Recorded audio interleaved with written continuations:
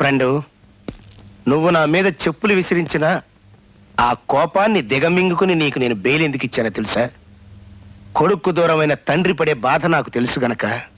ఇప్పుడు నువ్వు ఆ బాధ అనుభవిస్తున్నావు గనక. వాడేదో ఆవేశంలో వెళ్ళిపోయాడు అనుకున్నాను. కోర్టు కూడా ఒప్పుకుంది. అయినా ఇదేనా అయ్యా, తల్లిదండ్రులు ఇష్టం లేకుండానే? ఈ దేశంలో ఉన్న ఫెసిలిటీ అదే ఫ్రెండు. రక్తం పంచుకు పుట్టిన ఒక్కగానొక్క కొడుకు వాడు తిరిగి నా ఇంటికి రావాలయ్యా. నీ కొడుకు మళ్ళీ నీ ఇంటికి వచ్చేలా నేను చేస్తాను అంకుల్. ఒంటరిగా కాదు, నాతో కలిసి జంటగా మీ గుమ్మాలో అడుగు పెట్టేలా చేస్తాను. నువ్వు అలా చేస్తే నా సర్వస్వం నీకు ఇస్తానమ్మా. నువ్వు అంత పని చేయక్కర్లేదు ఫ్రెండు. నా కొడుకు మీద పెట్టిన కేసుని విత్డ్రా చేసుకుని వాడు విడుదలయ్యేట్టుగా చెయ్యి. వెంటనే విత్తనా చేసుకుంటాను. రెండో కోరిక నాది. ఏమిటది? ఎండీగా నీ చైర్లో నేను కూర్చోవాలి.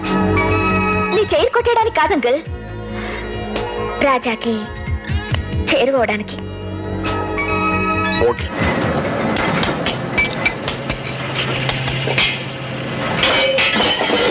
బాబు, మిమ్మల్ని యువరాజుగా చూసిన ఈ కళ్ళతో అవ్వా ఇలా యూనిఫామ్ లో చూస్తానని కల్లో కూడా ఊహించలేదు.